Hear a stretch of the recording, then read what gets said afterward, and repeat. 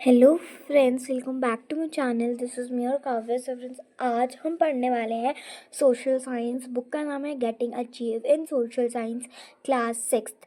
तो आज हम पढ़ने वाले हैं हिस्ट्री का chapter 8, the first empire and the inspiring empire.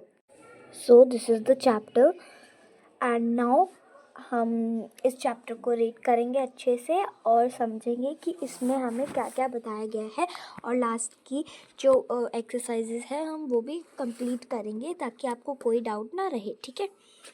सो सबसे पहले ये हमको ये बता रहा है, in earlier chapter we read about the emergency of Magadha as the most powerful of all the Mahajanapad's kingdom between the 6th and 4th century BC. From the 4th century BC, Magadha under the inspiring leadership of the Mauryan grew from a kingdom into an empire, the first empire of the India subcontinent. So ये पूरा ऐसे जैसे कि आप देख सकते हैं, ये पढ़ रही थी मैं, और उस पर लिखा हुआ है कि जैसे कि आप सबको पता ही होगा, इन अर्लियर चैप्टर, पहले वाले चैप्टर में हमने जो है रीड करा था इमरजेंसी ऑफ मगाधा के बारे में, जो मोस्ट मतलब सबसे पावरफुल था।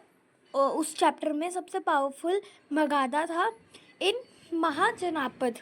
ठीक है, between 6th and 4th century BC, उसके बीच में 6th या 4th सेंचुरी के बीच में ही, फ्रॉम 4th सेंचुरी BC, जब 4th सेंचुरी BC थी, मगाधा जो है अंडर द इंस्पायरिंग लीडरशिप बन गया था ऑफ द मौर्यास और ग्रू कर गया था from the kingdom into a empire. उसने अपने किंगडम को बहुत बड़ा बना दिया था और वो एम्पायर बन गया था। The first empire of a India subcontinent बन गया था। ठीक है, और अब हम पढ़ेंगे व्हाट इज एन एम्पायर। ठीक है, an empire is empire consists of several kingdoms or states that have been brought under the control of single ruler. मतलब एम्पायर उसे बोलते हैं जो कंसिस्ट करता है बहुत सारे किंगडम्स को और स्टेट को, या फिर एक स्टेट को वो क्या करता है, सेवरल किंगडम से स्टेट को वो ब्रॉड करता है अपने अंडर में वो रखता है, और वो भी केवल एक सिंगल रूलर ये काम करता है। ठीक है, let us see how the kingdom of Magadha transform itself into a empire that ruled over most of northern India.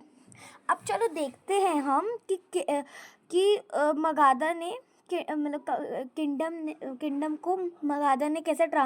मगाधा ने किंगडम को कैसे ट्रांसफॉर्म करा इटसेल्फ खुद से, और बनाया एक एम्पायर जिसमें उन्होंने रूल करा over most of the northern India में। ठीक है, अब हम पढ़ेंगे नेक्स्ट। ठीक है, नेक्स्ट है the invasion of Alexander the great. Invasion मतलब होता है युद्ध, मेरे ख्याल से कैसे उन्होंने युद्ध किया था और कैसे उन्होंने बैटल जीता था, मेरे ख्याल से। ठीक है, तो the Macedonian king Alexander the great, Alexander था वो मैकेडोनियन का किंग था अलेक्जेंडर। ठीक है, was one of the world greatest conqueror. His empire scratch from the Macedonian in Greek to the boards of the river Beas in Punjab. मतलब जो अभी इतना तो बता दिया कि मैकेडोनियन जो है वो एक किंगडम था जो अलेक्जेंडर किंग था मैकेडोनियन का। मैकेडोनियन एक प्लेस है जहाँ पे वो रूल करता था। ठीक है, तो अलेक्जेंडर वहाँ का राजा था, तो उसने जो है was one of the world greatest conqueror, वो वर्ल्ड ग्रेटेस्ट कॉन्करर था। और एक बारी तो उसका एम्पायर जो है स्क्रैच हो गया था फ्रॉम मैकेडोनियन इन ग्रीक में जो है स्क्रैच टू हो गया था, मतलब छीन लिया गया था to the borders of the river Beas in Punjab. Punjab में एक रिवर बीन्स था, वहाँ के बॉर्डर में वहाँ पे छीन लिया गया था, वो उस बॉर्डर के सामने छीन लिया गया था उसका किंग, राजा नहीं, मतलब उसका जहाँ पे वो राज्य करता था वो छीन लिया गया था। तो Alexander want to conquer India, tempted by the stories he had heard in India wealth। हाँ, तो अलेक्जेंडर क्या करना चाहता था, वो हमारे इंडिया से क्या करना चाहता, युद्ध करना चाहता था। और क्यों करना चाहता था, क्योंकि उसने एक स्टोरी के थ्रू समझ लिया था कि इंडिया के पास बहुत पैसा है, मतलब बहुत पैसा है, और वो चाहता था कि वो इंडिया पे राज करे और उस पर भी बहुत पैसे हो। और अगर किसी लोगों को पता होगा कि इंडिया को हम सोने की चिड़िया भी कहते थे, और अगर जिन पे नहीं पता तो अब मैंने बता दिया है। तो हाँ, इंडिया को सोने की चिड़िया भी कहते थे पहले, बट अब ये बहुत सारे आ गए हमारे, जैसे बहुत सारे नहीं आ गए थे, पॉलीगन और ये अलेक्जेंडर वगैरह, तो इन्होंने सारे हमारे वो मनी वेल्थ वगैरह सब छीन लिए। तो अब नहीं कहा जाता है हमारे को सोने की चिड़िया, बट पहले हमें कहा जाता था सोने की चिड़िया, ठीक है। तो क्या किया अलेक्जेंडर ने सोचा कि इंडिया को जो मैं, मतलब इंडिया के साथ मैं युद्ध करूँगा। क्यों करूँगा, ताकि इंडिया का जितना भी वेल्थ है मैं सारा ले जाऊँ और वहाँ पे राज्य करूँ, ठीक है, वहाँ का राजा बन जाऊँ। However, his attempt at a crossing of River Bean in 326 BC failed, as his battle were very Greek soldiers refused to move further। तो क्या हुआ, however उसने जितनी अटेम्प्ट कर पाता था वो उसने की, पर क्या हुआ, उसकी अटेम्प्ट ही वो चली गई, जब वो क्रॉस कर रहा था रिवर बेसन को, कब 326 BCE में, तो वो फेल्ड हो गया था, एज इज बैटल। उसका जो बैटल था वेरी ग्रीक, उन्होंने सोल्जर ने जो है रिफ्यूज़ कर दिया था, आगे नहीं बढ़ पाऊँगा मैं, ये बढ़ पाऊँगी जो भी थे, मैं नहीं कर सकते हम। तो इस कारण से तो आपको पहले क्या क्या याद रखना पड़ेगा, ठीक है, आपको ये याद रखना पड़ेगा कि सोल्जर ने रिफ्यूज़ क्यों कर दिया था, है ना, ये याद रखना पड़ेगा। और कब बीसी, कौन सी बीसी में फेल्ड हो गया था वो, 1 मिनट, फेल्ड हो गया था, ठीक है, ये ध्यान में रखना पड़ेगा आपको, ये वाला, अरे यार, ठीक है, 326 BC याद रखना पड़ेगा, ठीक है। और ये याद रखना पड़ेगा कि उसको, अलेक्जेंडर को क्या करना था, हमारे पे राज करना था, क्योंकि उसको पता चल गया था हमारे इंडिया में बहुत सारी वेल्थ है, क्या है, मनी है। वेल्थ को क्या बोलते हैं, मनी बोलते हैं, इसका सिनोनिम है, हमारा वेल्थ का सिनोनिम मनी है, ठीक है। अब तो उसने मना कर दिया था सोल्जर्स ने कि अब हम आगे नहीं बढ़ पाएंगे। तो अलेक्जेंडर ने इन्वेजन किया, had an important impact on India. तो अलेक्जेंडर जो है उन्होंने इन्वेजन किया, हैड एन इम्पॉर्टेंट इम्पैक्ट किया ऑन इंडिया में, और it weekend all the smaller kingdoms in the north part of India सब continent, making it easier for Chandragupta Maurya to conquer them। तो क्या हुआ, अलेक्जेंडर ने इन्विजन किया और हैड अ इम्पोर्टेंट इम्पैक्ट किया ऑन इंडिया में। उसने वीकेंड करा, उसने सारे के सारे जो हमारे स्मॉल किंगडम्स थे नॉर्थ पार्ट में, उसने सारे अपने कब्जे में कर लिए थे, और मेकिंग इट ईजियर, इसको और ईजियर करने के लिए फॉर चंद्रगुप्त मौर्य, उसने भी कॉन्कर करने लग गए। चंद्रगुप्त मौर्य ने सोचा कि इसको और इजी करने के लिए हम क्या करते, देखो चंद्रगुप्त मौर्य ने और इजी करने के लिए क्या किया, कॉन्करर करा उनको, ठीक है। उसके बाद एक सेकेंड, हाँ, Alexander invasion was therefore an important factor that led to the information of empire in India.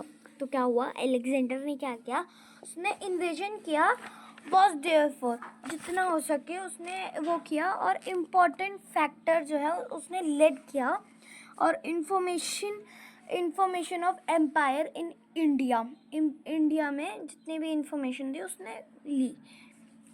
अब चंद्रगुप्त मौर्य. चंद्रगुप्त, पहले ये सोर्स ऑफ हिस्ट्री पढ़ लीजिए क्योंकि ये बहुत इंपॉर्टेंट है. हमारा जो पीछे की एक्सरसाइज है इसमें से भी 1-2 क्वेश्चन आएंगे ही आएंगे, ठीक है. तो आपको ये समझना पड़ेगा पहले.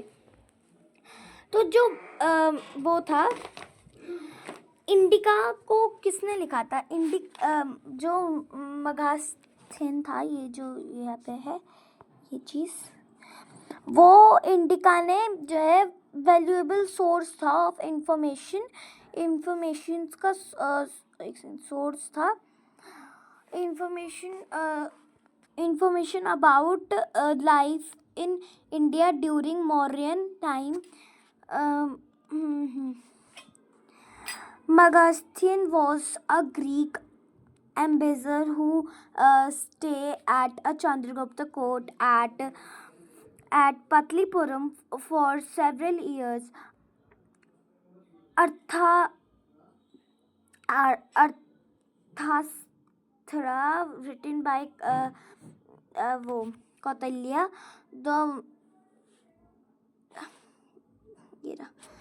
the mentor of Chandragupta Maurya, also described as political, social and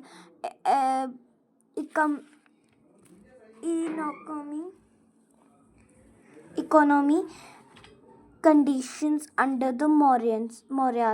The edicts of Ashoka also consider as an important source of information of Ashoka and his rule. तो इसमें कुछ वो बता रखे हैं कि किसने क्या रिटन किया था, इंडिका कौन से सोर्स के थे, है ना, किस सोर्स का, मतलब किसने बनाया, क्या किया, है ना, वो सब इसमें लिखा हुआ है. तो ये पीछे की बैक एक्सरसाइज में भी क्वेश्चन दिया हुआ है, इसलिए मैंने ये आपको समझाया, ठीक है. तो ये चीज़ आएगी और आ भी सकती है आपके फाइनल एग्जाम में, कोई भी है ना, इसलिए ये आ सकती है. तो अब हम पढ़ेंगे चंद्रगुप्त मौर्य के बारे में, ठीक है. अब पढ़ेंगे हम चंद्रगुप्त मौर्य के बारे में. Around 321 BC, an ambitious young man by the name Chandragupta overthrew the Nanda and established the Mauryan Empire. मतलब अराउंड किसके अराउंड, 321 BCE के अराउंड, 321 BCE के अराउंड एक यंग मैन था. कौन था? एक यंग मैन था, उसका नाम क्या था? चंद्रगुप्त मौर्य. चंद्रगुप्त मौर्य, उसने क्या किया? ओवरथ्रू किया नंदा एंड इस्टेब्लिश किया मौर्यन एम्पायर को नंदा डायनेस्टी में, ठीक है. इस्टेब्लिश किया उसने और मौर्यन एम्पायर को, ठीक है. He did this with the help of his mentor Kautilya और चाणक्य. कौटिल्य को चाणक्य के नाम से भी जाना जाते हैं, ठीक है. तो मतलब कौटिल्य को हम चाणक्य के नाम से भी जाना जाता है. और उसके बाद he did this with the help of the mentor. वो क्या बोलते हैं, ये चंद्रगुप्त मौर्य ने किसके हेल्प से इस्टेब्लिश किया? कौटिल्य या फिर चाणक्य के हेल्प से जो है उसने इस्टेब्लिश किया अपने एम्पायर को.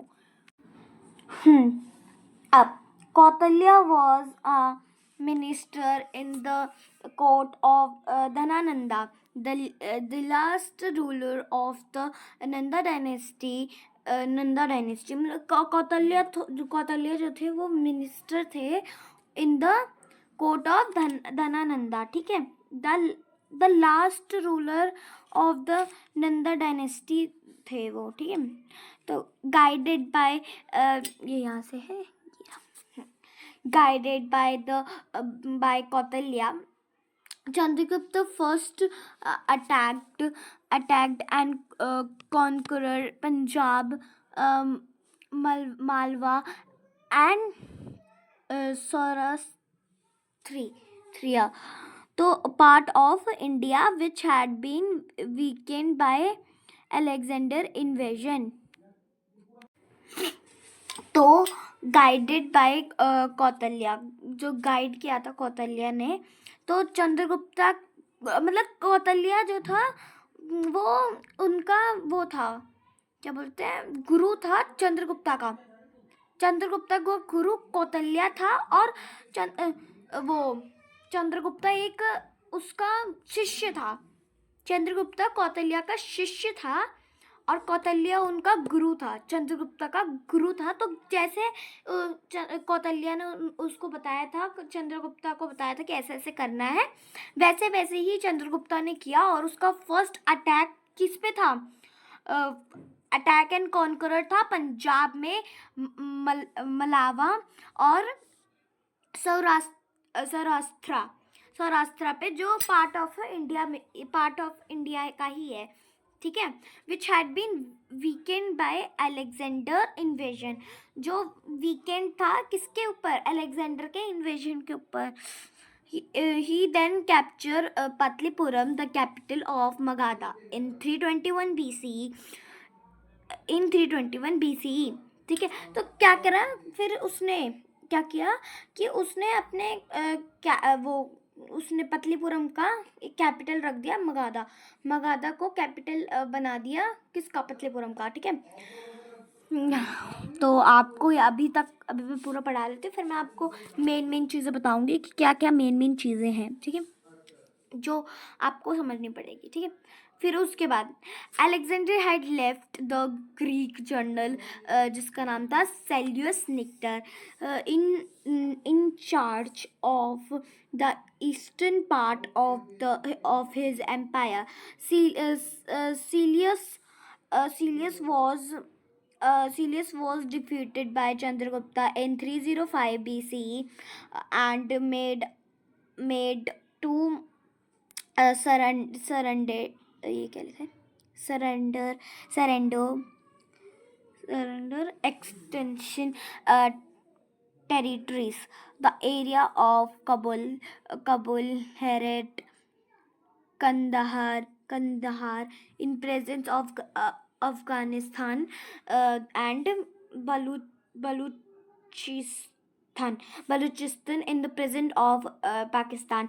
By the end of Chandragupta ruled, the kingdom of Magadha had become an empire. The Mauryan Empire now stretched from the Hindu Kush, in the west to Bengal in the east, and from the Himalayas in the north to the Narmada in central India. तो क्या हुआ, Alexander उसने क्या करा, Alexander ने छोड़ दिया किसको, ग्रीक जनरल का नाम क्या था, सीलियस निक्टर। उसने क्या करा, सीलियस निक्टर ने चेंज कर दिया eastern part of his empire को, ठीक है। सीलियस जो है डिफीट हो गया, क्या कर, वो डिफीट हो गया चंद्रगुप्ता के सामने, और कब, 305 BCE में। और उसने उसने क्या बनाया, उसने अपने आप को सरेंडर कर दिया कि भाई तुम लो, मेरे को ले जाओ, सरेंडर कर दिया उसने। किसने, सीलियस ने अपने आप को सरेंडर कर दिया चंद्रगुप्त के सामने। Extensive tertiary, the area of Kabul, Herat and Kandahar in a presence of Afghanistan and Baluchistan in the presence of Pakistan, ठीक है। अब जब एंड हो गया था चंद्रगुप्त रूल करना, The kingdom of Magadha had become an empire. The Mauryan Empire now stretched from the Hindu Kush in the west to Bengal. मतलब क्या हुआ, जब एंड हो गया था चंद्रगुप्त का रूल करने का समय चला गया था, अब मरने का समय आ गया था चंद्रगुप्त का, ठीक है। तब क्या हुआ, उस वो अब क्या बोलते हैं उसको, किंगडम जो है वो एम्पायर बन गया था। अब जो किंगडम था उसके बाद वो बिकम क्या कर दिया था, वो एम्पायर बिकम कर गया था, मतलब बन गया था। तो क्या किया, तो जैसे ही वो बना तो मौर्यन एम्पायर ने क्या कर दिया, उसके लिए इजी हो गया स्क्रैच करने के लिए, छीनने के लिए, वो एम्पायर छीनने के लिए उसके लिए इजी हो गया। तो मौर्यन एम्पायर ने क्या कर दिया, स्क्रैच कर दिया, छीन लिया वो empire from the Hindu Kush. किससे स्क्रैच करा, हिंदू कुश से स्क्रैच कर दिया in the west to Bengal में इन द ईस्ट, और हिमालयाज में नॉर्थ पे to the Narmada in central India, ठीक है। अब मैं आपको बताऊंगी क्या क्या चीज़ें ये चंद्रगुप्ता के बारे में, क्या क्या चीज़ें हमें मेन है, ठीक है। तो हमारी मेन है, एक सेकेंड थोड़ा हम पतला करेंगे, नो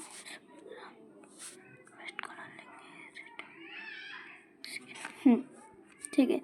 तो हमें सबसे पहले ये याद करना पड़ेगा कि एक तो हमारे को ये याद करना पड़ेगा कि जो कौटिल्य था वो क्या था, उसका गुरु था, और चंद्रगुप्ता शिष्य था उनका, ठीक है। दूसरा, उसका फर्स्ट अटैक किस पे था, पंजाब, मावा, जो मावा, और इसके आगे क्या था, मावा सरस्वती, ठीक है। ये जो एक पार्ट ऑफ इंडिया का ही था, ठीक है। और फिर उसने क्या किया, अपने जो वो था पाटलिपुरम, आई थिंक ये बिहार के साइड ही है, तो उसने अपने पाटलिपुरम को अपना एक नया कैपिटल दे दिया था जिसका था मगधा नाम दे दिया था, ठीक है। और ग्रीक जनरल का नाम था सीलियस निक्टर, ये भी ध्यान रखना पड़ेगा थोड़ा सा, है ना, सीलियस निक्टर, ये भी ध्यान रखना पड़ेगा। और क्या ध्यान रखना पड़ेगा, और हमें ये भी ध्यान रखना पड़ेगा कि सीलियस निक्टर ने डिफीट कर दिया था चंद्रगुप्त, है ना, चंद्रगुप्त डिफीट हो गया था और अपने आप को वो कर दिया था, और फिर उसके लिए इजी हो गया था स्क्रैच करने के लिए। तो हिंदू कुश से उसने वो कर दिया था, वो भी ध्यान में रखना है। और दूसरा हमें ये ध्यान में रखना है कि, ठीक है, तो ये कुछ इम्पॉर्टेंट चीज़ें थे, आपको ये चीज़ें और ये भी याद रखना है कि कितने बीसी में जो है चंद्रगुप्त डिफीट किया था, सेल्यूस निक्टर जैसे डिफीट हो गया था, कौन से बीसी में, जैसे 305 बीसी में, और कब उसने अपने पतलीपुरम को मगधा कैपिटल बना दिया था, कब 321 बीसी में, ये सब चीज़ें हमें याद रखनी है, ठीक है। अब नेक्स्ट है हमारा बिंदुसारा, ठीक है। बिंदुसारा पढ़ लेते हैं, छोटा सा ही है, ठीक है। अब बिंदुसारा के बारे में पढ़ते हैं। Chandragupta was succeeded by his son Bindusara. Bindusara ruled from 297 to 272 BC. An able son of an able father, he said to have conquered several states in South India and extended the Mauryan Empire greatly. तो क्या हुआ, Chandragupta succeed हो गया था उसके सन से। तो चंद्रगुप्ता क्या था, फादर था, किसका फादर था, बिंदुसारा का। तो बिंदुसारा क्या हुआ, उसका सन हुआ। तो इसमें हमें, इस वाले में हमें पैराग्राफ में ये याद रखना है कि चंद्रगुप्ता हमारा फादर था, ठीक है। तो हमारा जो फादर था उसका नाम था चंद्रगुप्ता, और बिंदुसारा सन था, ठीक है। हमारा बिंदुसारा सन था, उसने रूल किया था कितने से कितने, 297 से 272 अरे 272 BC में, ये भी याद रखना है हमें। अरे हो भी गया, ठीक है। और उसके बाद उसके जो एबल सन था उसने क्या किया, कॉन्करर सेवरल स्टेट, उसने साउथ इंडिया को क्या किया, फिर several state in south India को एक्सटेंड किया और मौर्यन एम्पायर बनाया और एम्पायर ग्रेट बना दिया अपना। ठीक है, ठीक है। अब पढ़ेंगे हम अशोका द ग्रेट के बारे में। Bindusara was succeeded by Ashoka after a 4-year long conflict over the throne among the descendant of Bindusara. Ashoka ascended the throne in 268 BCE. Today, Ashoka is regulated by many historians as one of the greatest ruler in the world has ever seen. Ashoka inherited an vast empire from his father. In the beginning of his rule, Ashoka was an ambitious and ruthless ruler and waged several wars to extended the fortune of his empire. तो उसके बाद बिंदुसारा ने क्या किया, succeed किया अशोका को। तो क्या था, बिंदुसारा फिर फादर बन गया था। तो मतलब इसमें ये चीज चलती जा रही कि चंद्रगुप्ता फादर था किसका, बिंदुसारा का। तो बिंदुसारा एक सन था। तो जब उसकी शादी हुई, बिंदुसारा की शादी हुई, तो उसका एक सन हुआ, सन का नाम था अशोका। ठीक है, तो ऐसे ही चल रहा था। तो बिंदुसारा ने क्या किया, सक्सीड किया अशोका को। ठीक है, आफ्टर 4 ईयर के बाद conflicted over the throne among the descendant Bindusara. तो अशोका ने क्या किया, असेंटेड किया the throne in 268 BC। Today Ashoka को जो है रिगार्डेड बाय मैनी, बहुत historian as one of the greatest ruler भी माना जाता है। The world has ever seen Ashoka inherited a vast empire from his father in the beginning में ऐसा कभी नहीं देखा था of his rule sorry। Ashoka was an ambitious and ruthless ruler and waged several war to extended the fortunes of empire। वो बहुत rude king था, तो लोगों को ज़्यादा पसंद भी नहीं था इतना। अशोका इतना भी नहीं पसंद था, पर जो है वो बहुत ही ज़्यादा ही वो था, रूड बोल सकते हैं, बिल्कुल ऐसे नहीं था। और उसने बहुत वॉर्स जीते थे, किस लिए, ताकि वो अपना एम्पायर बड़ा बना सके। पर जब कलिंगा वॉर आया उसमें तो वो काइंड बन गया था। अब कैसे देखते हैं, कलिंगा वॉर भी पढ़ते हैं। तो अब अशोका में आपको ये याद रखना है कि वो बहुत रूड था, है ना। और बिंदुसारा वो अशोका के फादर थे। ठीक है, और अशोका ने असेंडेड किया था थॉर्न को 268 BC में। अब आज के टाइम में अशोका जो है एक रिगार्डेड, एक मैनी हिस्टोरियंस में आता है, ग्रेटेस्ट रूलर भी बोला जाता है उनको। और the world has even seen, उस देखा भी हुआ है। और यहाँ पे अगर आप देखोगे, ये देख सकते हो, हमें मैप दे रखा है, ये हमारा पूरा मैप है।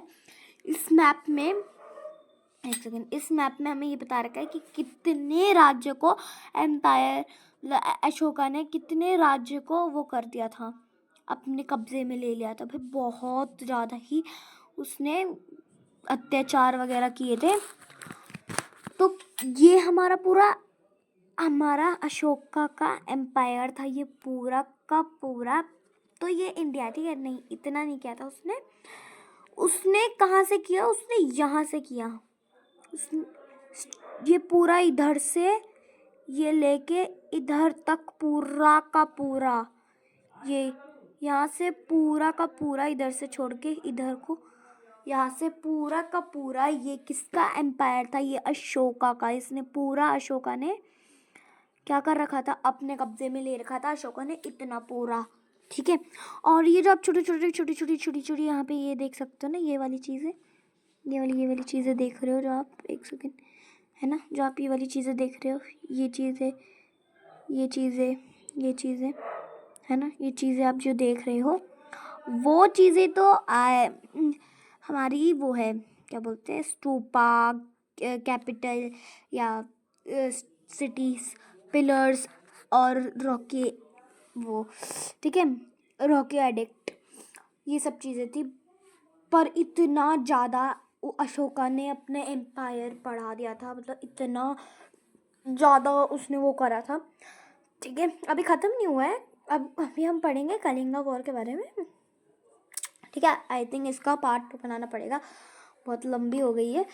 तो अभी हम कलिंगा वॉर पढ़ लेते हैं, उसके बाद मैं पार्ट 2 जल्दी से जल्दी लेके आऊँगी, ठीक है, ओके। अब कलिंगा वॉर पढ़ते हैं। The turning point of Ashoka life was the conqueror of Kalinga, present day Odisha. Kalinga was a powerful kingdom at the center of important trade and pilgrim route. Therefore, uh, conquering it was of great significance. Bindusara tried to capture it but failed. For Ashoka, the possessive of Kalinga become ascended, मतलब assented, और मतलब क्या हुआ कि अब turning point आ गया था अशोका का, ठीक है, जाने का समय आ गया था, अशोका के लाइफ को जाने के समय आ गया था, वॉज कॉन्करर ऑफ कलिंगा। अब कलिंगा और अशोका के बीच में जो है लड़ाई हुई थी, पर कलिंगा क्या था, मतलब प्रेजेंट डे उड़ीसा में कलिंगा वॉज पावरफुल किंगडम था, एक बहुत पावरफुल किंगडम था, और बहुत पावरफुल किंगडम था at the centre of important trade and pilgrim route, बहुत इम्पोर्टेंट था उसके लिए। अगर अशोका इसमें रूल ही नहीं करता तो वो माना ही नहीं जाता कि भाई हाँ ये है सबसे महान राजा। तो इसलिए अशोका के लिए बहुत इम्पोर्टेंट पड़ गया था कि भाई उसको ये कलिंगा वॉर जीतना है और उसको यहाँ रूल करना ही करना है, ठीक है। तो उसके बाद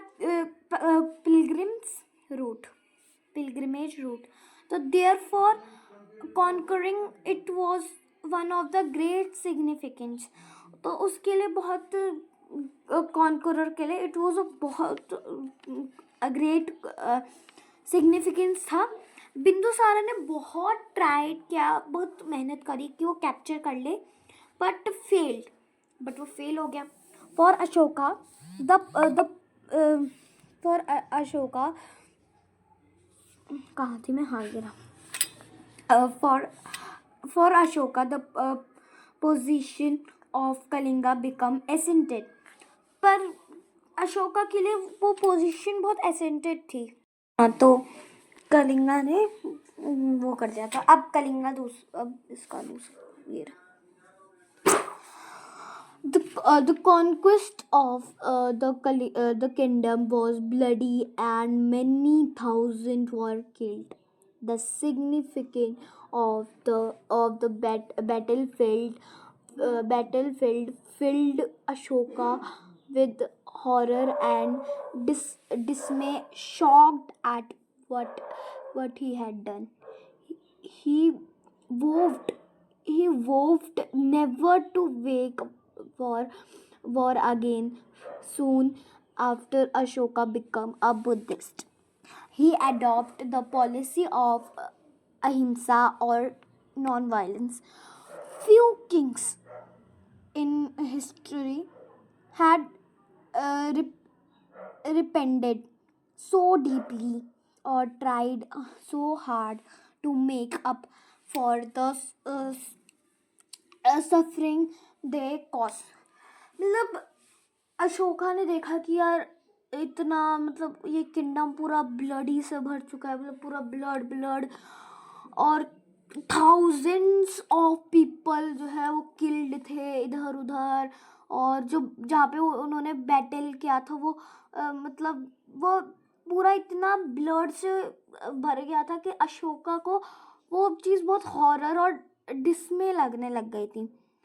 और शॉक्ड अशोका, जो शॉक्ड था अशोका, उसने क्या करा, उसने जो है वोव्ड करा, और वोव्ड मतलब प्रण लिया कि वो कभी भी नेवर, वो कभी भी जिंदगी में कोई भी वॉर नहीं करेगा, ऐसा वेग वॉर नहीं करेगा अगेन, कभी भी नहीं करेगा, उसने प्रण ले लिया था।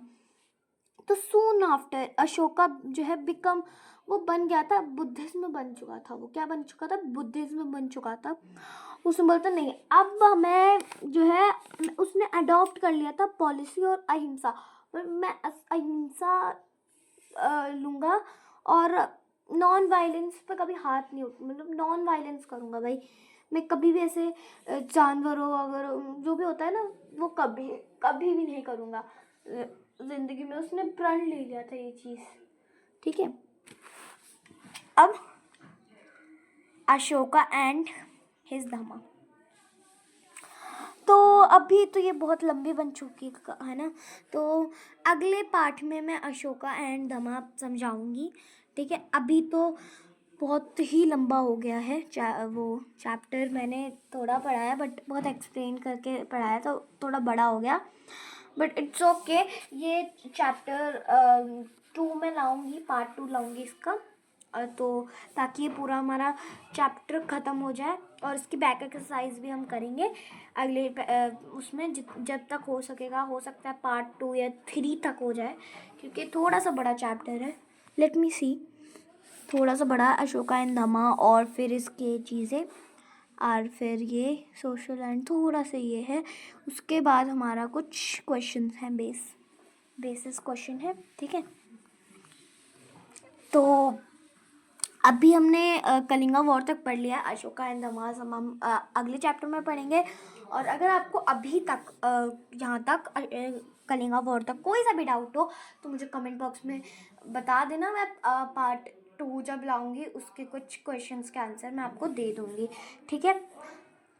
तो मिलते हैं आपको नेक्स्ट इसका पार्ट 2 में लेके, तब तक के लिए take care, bye bye, love you all. मिलते हैं आपको पार्ट 2 में, चलो बाय।